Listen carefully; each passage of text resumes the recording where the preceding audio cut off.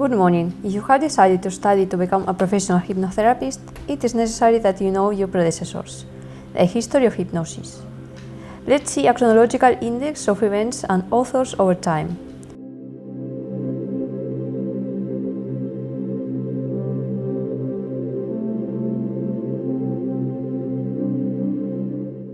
Historical evolution of the study of suggestion, suggestibility, and hypnosis.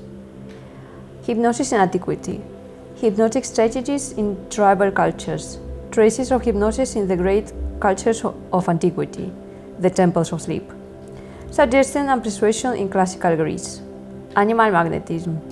Precursors of magnetism and fluidism. France Antoine Mismar. The commissions of the evaluation of magnetism promulgated by Louis XVI. José Custodio de Faria. Alexandre Bertrand. Hypnotism. The Golden Years of Hypnosis. James Braid. Auguste Ambroise-Leboat. Jean-Martin Charcot and the School of Sapeltier. Hippolyte Bernheim and the School of Nancy. The School of Nancy versus the School of the Sapeltier. The decline of hypnosis. The rise of scientific hypnosis.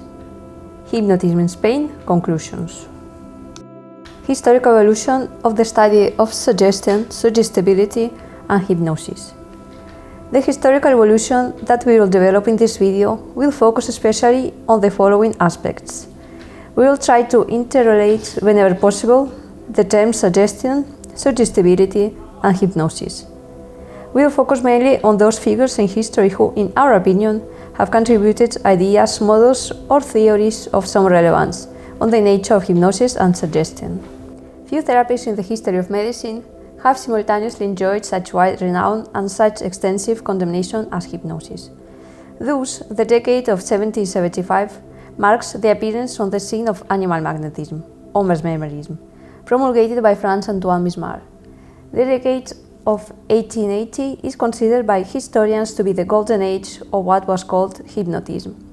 Finally, it was in the middle of the last century that the period known as scientific hypnosis began, which emerged strongly in the 1970s, up to the present day, when hypnosis is once again experiencing a moment of splendor, both in the experimental field and in the fields of clinical application. Hypnosis in antiquity. Hypnotic strategies in tribal cultures. There is no doubt that the representative par excellence of the ritual and healing practices of tribal or primitive cultures is the shaman, as a person who enters an altered state of consciousness to contact a reality that is normally unknown to us, and to use it in order to acquire wisdom and be able to help other people. This person, also known as witch doctor, sorcerer, healer, etc., brings together the knowledge of the tribe, and it is through him or her where the responsibility for the healing activities of the tribe is deposited. Although they have not been formally elaborated by anthropologists or psychologists, we believe that there are several similarities between shamanic ritual practices and hypnosis techniques, which undoubtedly represent a historical and cultural background. Not in vain, from the shamanic point of view, visualization of hypnosis works because prayer works, and prayer works because the higher system are conscious and capable of responding to the plea to be healed. Several authors have noted that suggestion is probably the most important agent in the practice of magic, and in this sense, the vehicle responsible for effectively bringing ritual objectives to fruition. A magical procedure can achieve its objective because the individual subjected to it firmly believes in its efficacy. The magician also believes in his own power, and the tribal community of reference believes in the existence and efficacy of the magical shamanic procedures, because they are considered necessary for social cohesion. Traces of hypnosis in the great culture of antiquity, the temples of sleep. Hypnosis did not begin with Mesmer, but with the first attempts of ancient priests and healers to understand and produce changes in themselves and in the world around them. Hypnotic induction procedures in Hindu practices between the 4th and 2nd millennium BC are recorded in the Vedic text, which basically deal with healing procedures for various diseases, and where it is described how the patient was taken to a special temple where treatments were combined with suggestion, medicinal plants, psychoactive drugs, ointments, etc. However, the clearest reference on the use of hypnotic techniques in antiquity are attributed to the Egyptians and especially to a valuable document in possession of the University of Leipzig, the Ebers Papyrus. In this document, which consists of 110 pages and is dated 1534 BC, at the time of the pharaoh Amenhotep I, a whole series of remedies, incantations, and prescriptions that reach 3,500 years old are exposed, where, as in the Vedas rituals, the use of suggestion, imposition of hands, and psychoactive and medicinal plants are intermingled. In addition, another historical fact in favor of the beginning of hypnotic induction techniques in Egyptian times is the proliferation of the temples of sleep, which would also be implemented in Greece and Rome. The Temple of Sleeps were enclosures consecrated mainly to the gods Isis and Serapis, which appeared around the 5th century BC and were located along the Nile. In such enclosures, after a 9-day sleep period, Isis was supposed to reveal herself to the patient, offering him the diagnosis and treatment for his ailment, after the sick person had been induced into magnetic sleep through the practices of the temple priests. This cult quickly spread to Greece, where the temples of Asclepius were built during the 4th century BC. Like their Egyptian predecessors, the Greek temples had a sacred enclosure of sleep, abaton, where the patient entered after a thorough bodily bath and spiritual offering to the temple cleaning, and was induced to sleep by means of magnetic paces and specific suggestions, incantations, waiting for Asclepius to reveal the solution to his ailment. Although, unfortunately, we only possess partial references of the techniques used for the induction of sleep in the sacred temples, it is very possible that both the Egyptians and the Greeks knew well the use of suggestion and hypnosis, in combination with the administration of high doses of psychoactive substances such as cannabis, sativa, or opium. In short, it is likely that by combining relaxation with suggestion and the use of various drugs, the Egyptians and Greek priests were able to make their patient more vulnerable to cognitive change and consequently to suggest different ways of facing and solving emotional problems through communication with the gods. Finally, the techniques used in the sleep temples of Egypt, Greece, and Rome have close parallels with the ways used to induce magnetic sleep in Mesmer's time: lay on hands, use of magnetic objects, the use of specially prepared water, fixation of visual attention, the use of rhythmic psalms, and various forms of music. Suggestion and persuasion in classical Greece. Although, as we have seen, the Greeks inherited the tradition of the sleep temples from the Egyptians, they also developed more formal and rigorous therapeutic systems. Classical Greece offers us multiple examples of what is probably the first written methodology on the use of what we would nowadays call cognitive techniques, through the writing of Socrates, Plato, or Aristotle. Plato, considered the inventor of a rigorously technical verbal psychotherapy, promulgated the use of the epod or magic charm, through which belief and motivation in healing was promoted, and the logos, pithanos, or persuasive discourse, which, through rational and credible arguments, considerably alleviated human ailments by facilitating a state of harmonization or symphorism. Aristotle, in his Rhetoric, makes an exhaustive analysis of all the components of persuasive process. His application to the field of emotions is particularly interesting. To begin with, he refers to them as passions and defines them as that by which men change and defer to judge, and which are followed by grief and pleasure, such are anger, compassion, fear, and the like, and their opposites. Animal magnetism. The forerunners of magnetism and fluidism. During the modern age, 1500–1700, there were several people who approached and used the techniques of hypnosis or similar procedures in their activity.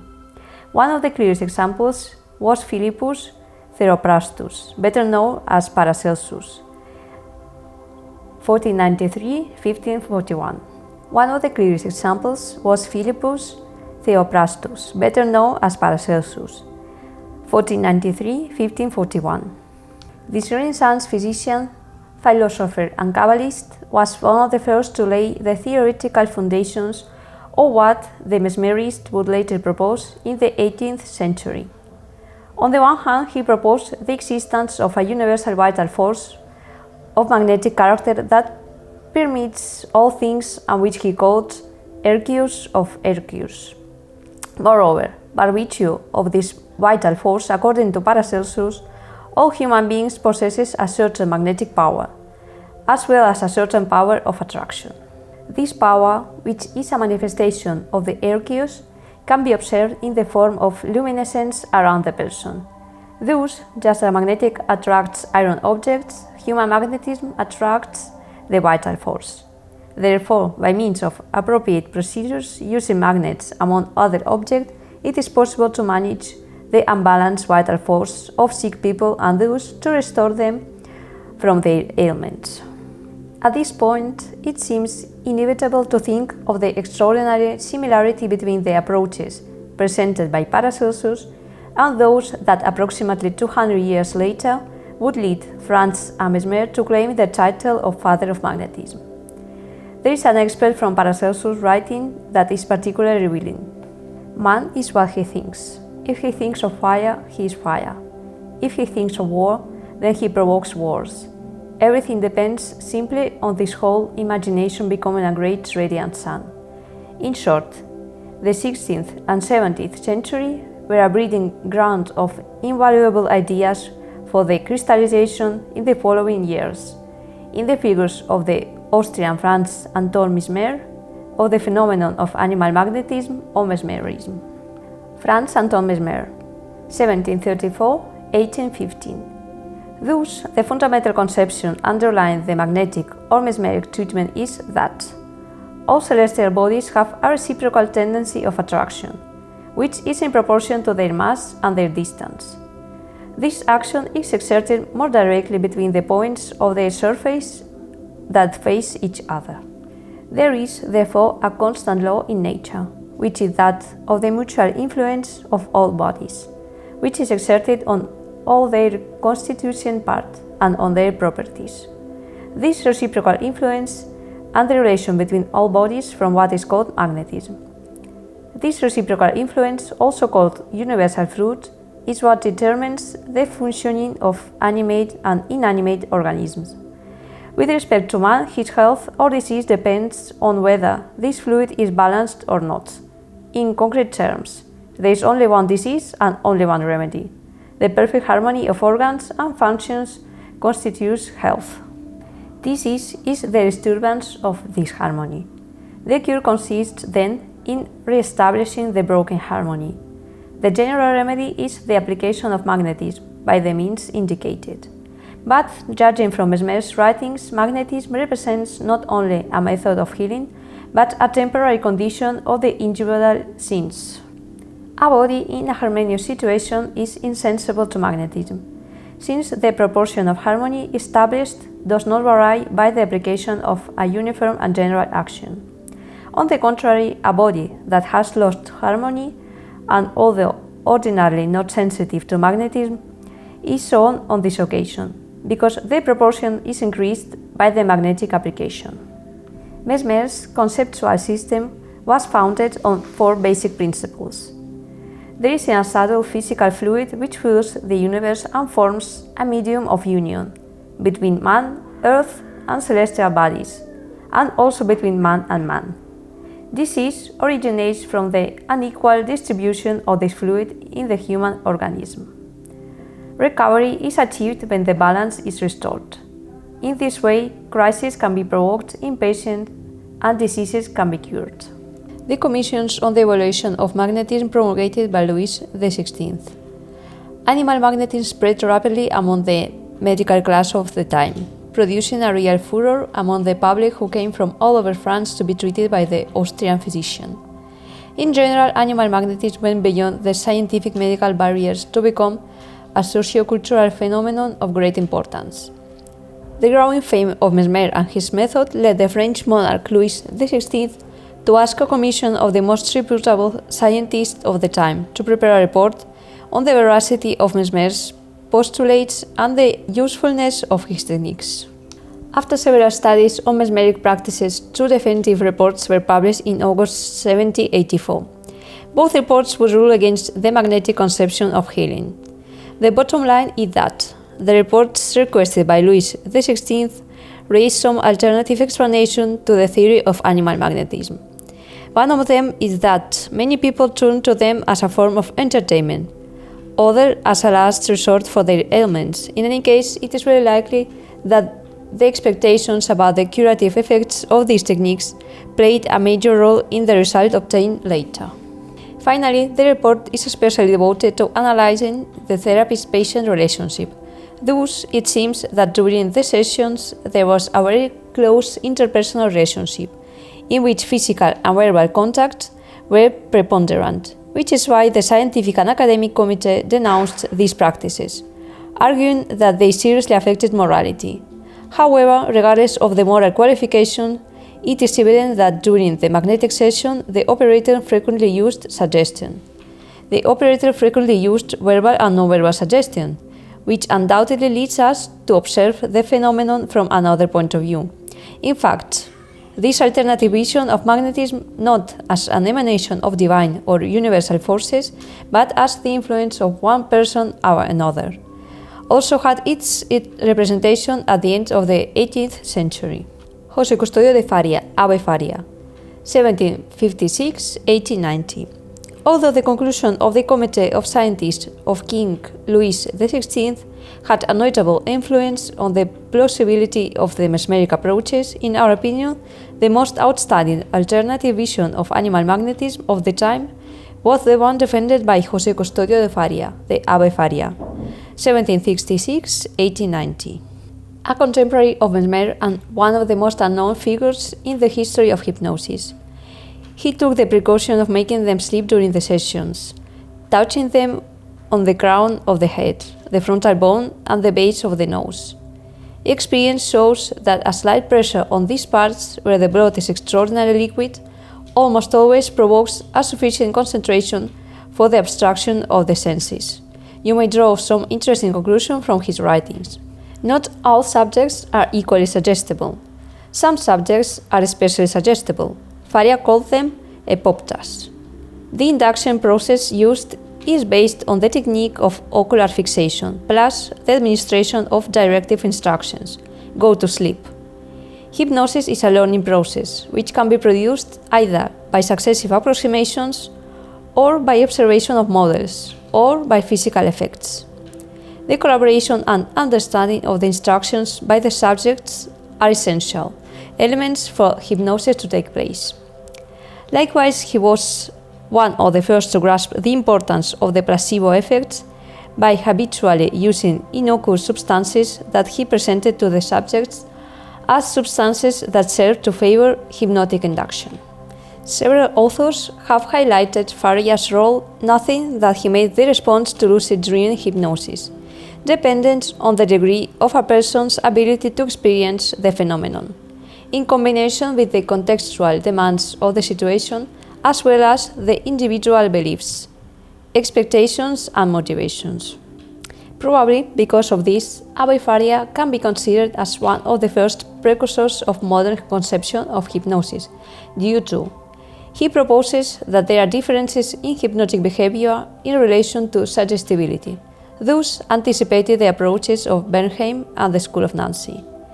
He proposes that hypnosis is carried out through a process of concentration and the administration of directive instruction, thus anticipating James Braid's thesis. Although Faria did not create a school, he did influence a whole line of authors who maintain, since then, a more psychologistic vision. Alexandre Bertrand, 1795–1831. Another of the precursors of the modern conception of hypnosis was the French physician Alexandre Bertrand. Bertrand devoted special interest to criticize and disavow the fluidistic thesis promulgated by the magnetizers of the time. His study focused on ecstatic experiences, which he considered closely related to the phenomena of somnambulism caused by animal magnetism. He considered that these experiences were produced by an organic rather than a mental predisposition, and therefore the effects attributed to magnetism derived from an anorganic disorder and not from a possible fluid emanating from the operator. In this sense, Bertrand outlined the conceptual basis on which Charcot and his followers would later rely to explain hypnotism.